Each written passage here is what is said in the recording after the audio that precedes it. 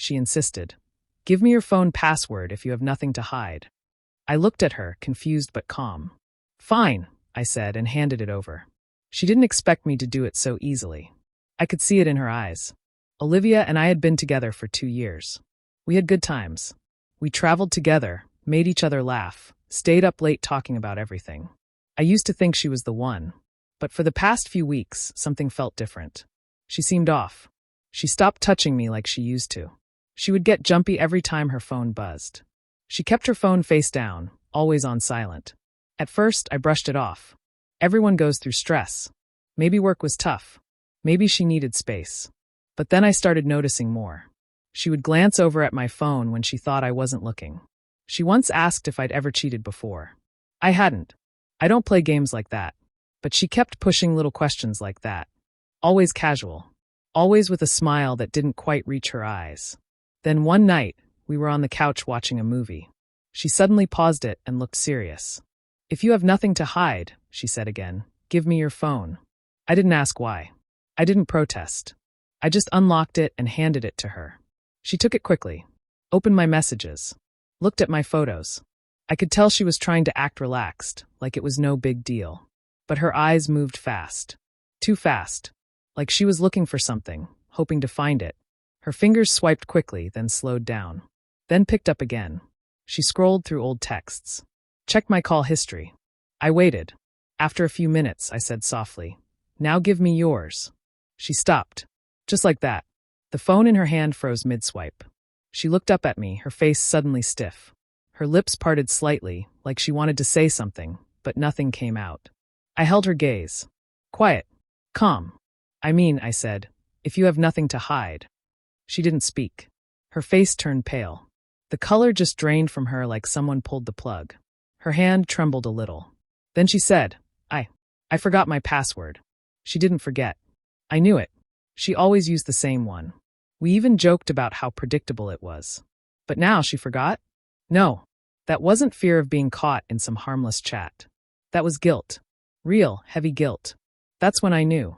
She wasn't just checking my phone out of curiosity. She was checking to see if I knew. Something was very wrong. And I wasn't going to ignore it anymore. It was a small thing at first, almost nothing. Olivia started keeping her phone on silent all the time. No buzz, no ring, just a screen lighting up and turning back off. She used to laugh when I texted her from the other room. Now, she didn't even seem to notice unless I called twice. I tried not to overthink it. People change their habits. Maybe she was just tired of notifications. But then I noticed she always kept her phone face down. We used to play little games where we'd steal each other's phones and leave silly messages. Now, she wouldn't let hers out of sight. If it buzzed and I glanced toward it, she'd reach for it so fast you'd think it was going to explode. The first time I really noticed something was off, we were having dinner. Just the two of us, quiet evening, nothing special. Her phone lit up, and she immediately flipped it over and stood up. I need to take this, she said quickly, not looking at me. Everything okay? I asked. Work stuff, she said. Just a small emergency. She walked out to the balcony and shut the sliding door behind her. Through the glass, I could see her pacing, her mouth moving fast.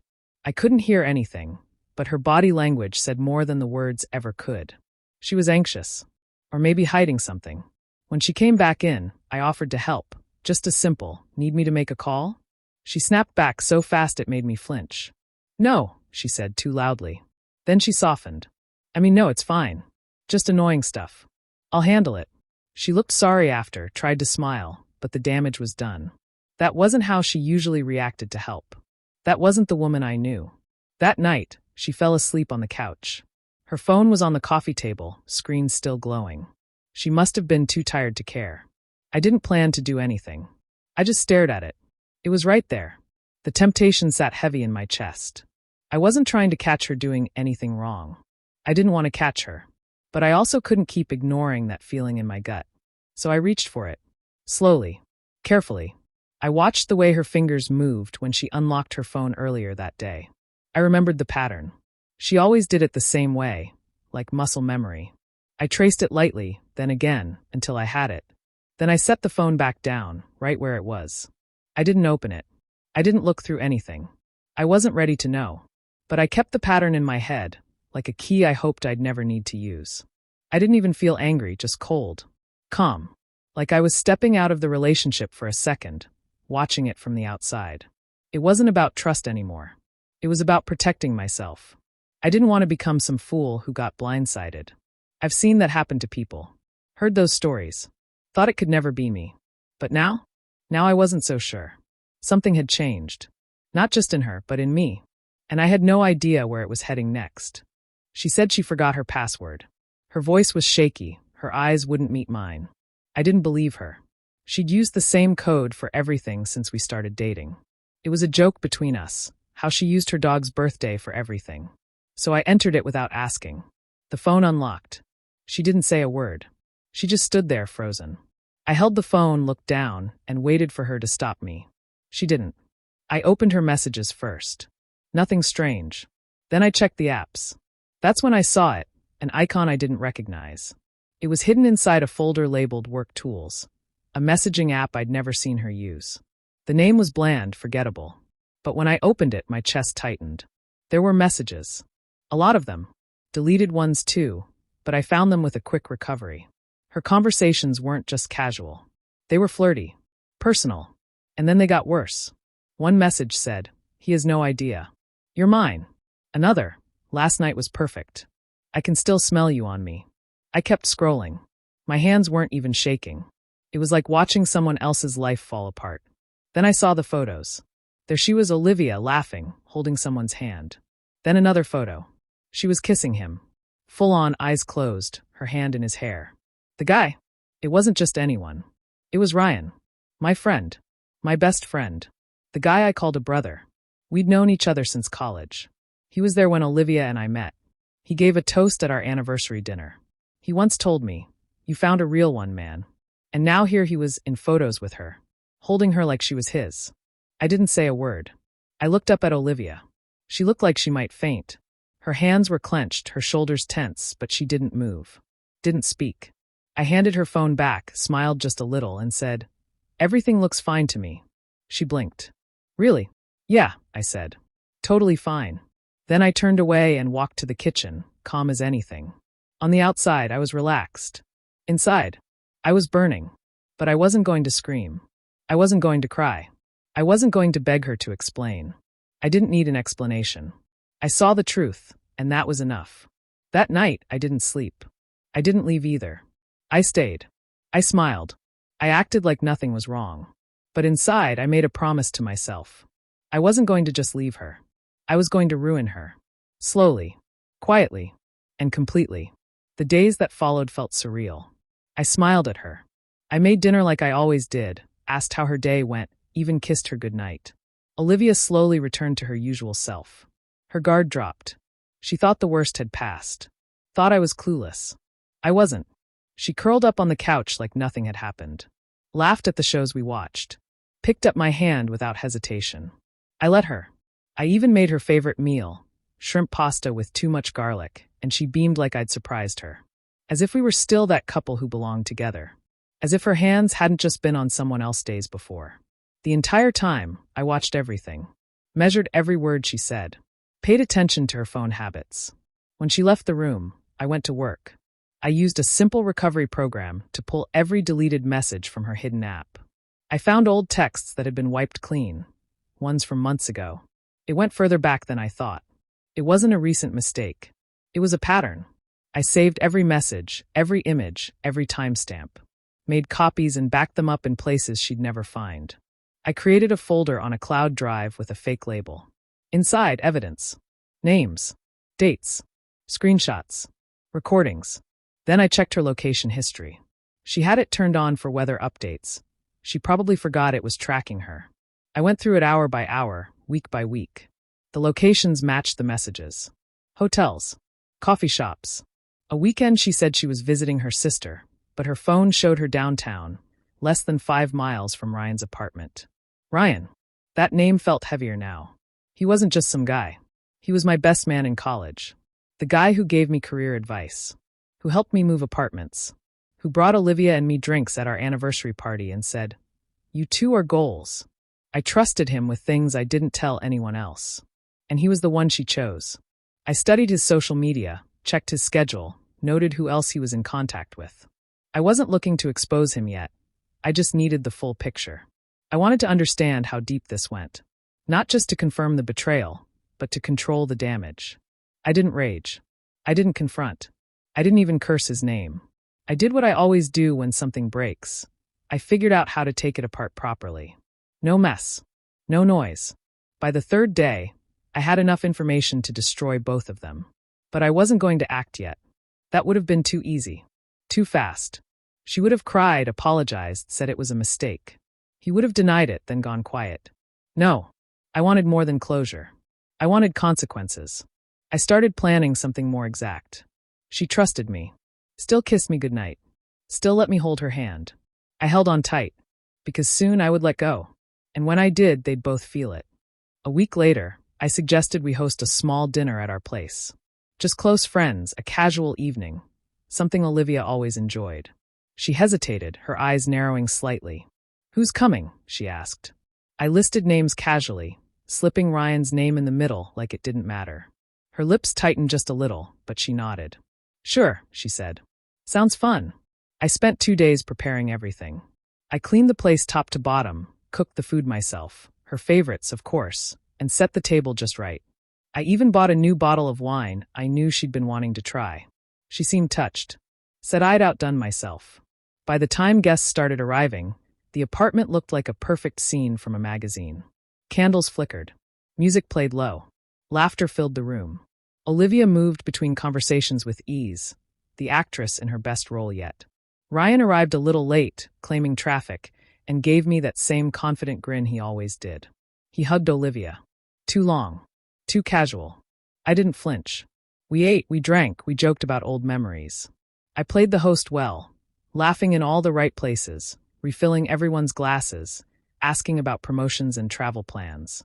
Everything felt warm and easy, the way a dinner party should. Near the end of the night, when the plates were cleared and people were getting comfortable, I stood up with my wine glass. "I just want to say something," I said, smiling. The room quieted. I know we all get busy, but nights like this remind me what matters.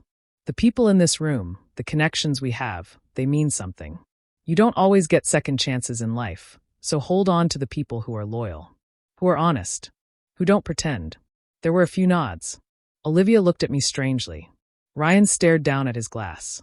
"To trust," I said, raising mine, "and to knowing who's worth it." They clinked glasses, some smiling, some just sipping. A few minutes later, I stood and said, "Ryan, can you help me with dessert?" He hesitated for just a second too long before following me into the kitchen. I handed him a tray, then closed the fridge door slowly. Then I said it. "I know." He didn't move at first. Then his head snapped up. His smile was gone. "What?" I leaned closer, speaking quietly. "You heard me." He blinked. It's not what you think." That was it. That was all I needed. I smiled.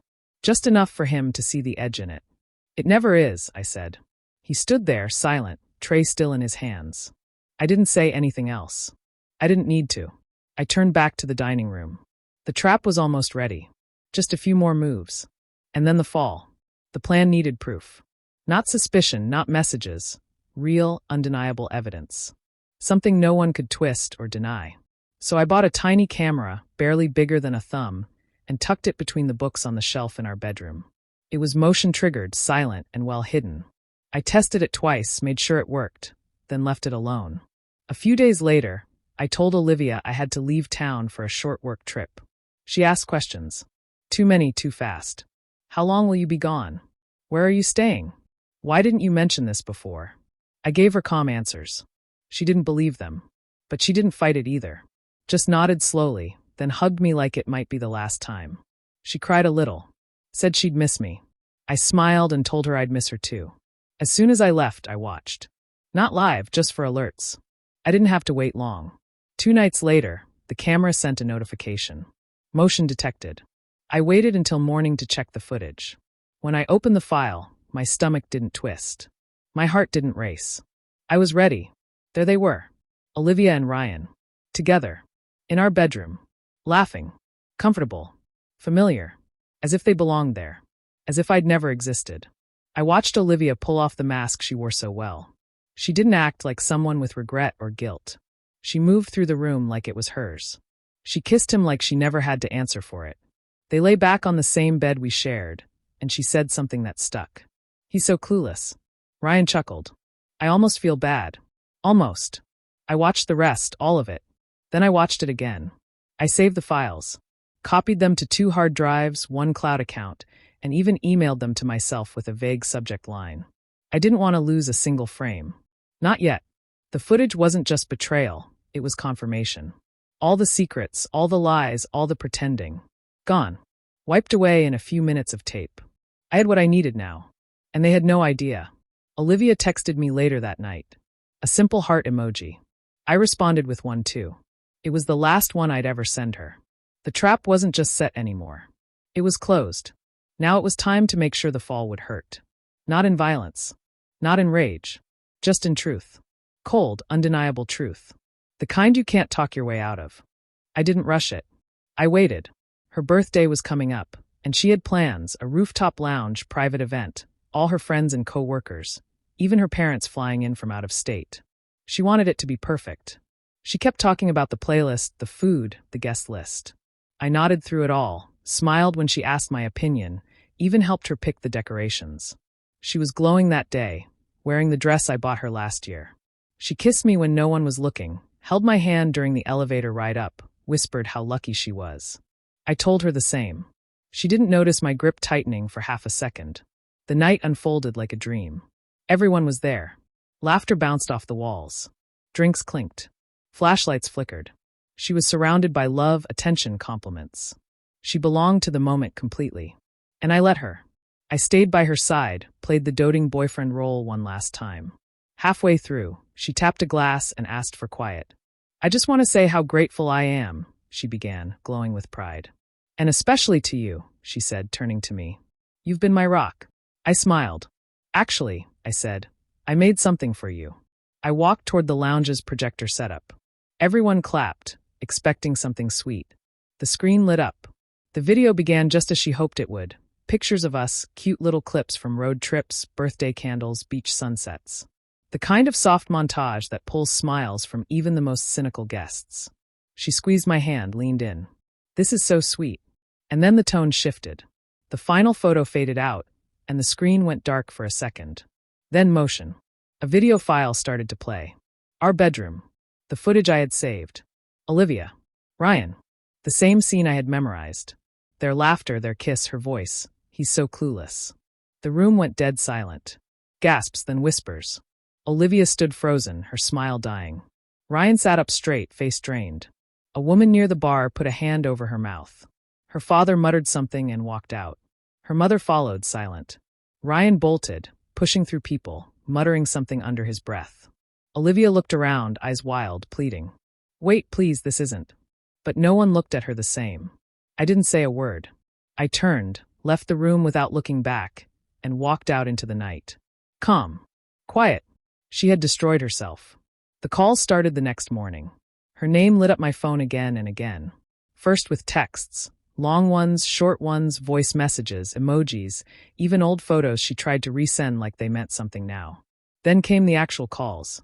Dozens at first. Then hundreds. Day and night. I didn't block her. I let the calls come through. I wanted her to feel ignored. 3 days after the party, she showed up at my door. Her makeup was smudged, hair a mess, eyes puffy. She was crying before I even opened the door all the way. "Please," she said. "Just talk to me." I stood there, silent.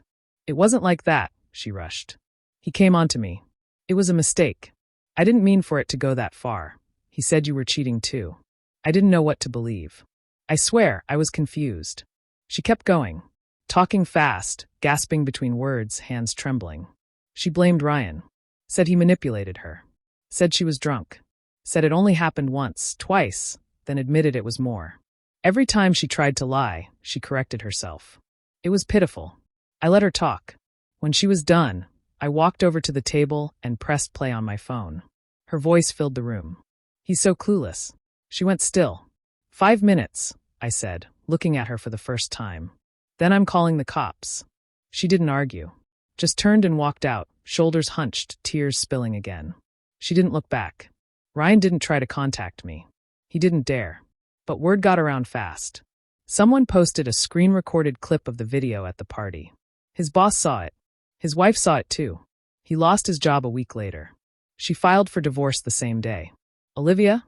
She moved out quietly, left behind a few boxes. I didn't open them. I donated them. Her social media vanished, then came back under a new name. I guess she tried to rebrand herself. It didn't work. Her co-workers started distancing themselves. The ones who used to comment on every post stopped replying. A few blocked her. Her image at work, at parties, in our friend group shattered. She sent one last message. You ruined me. I didn't respond. I wasn't interested in being the villain in her story. She wrote that part herself.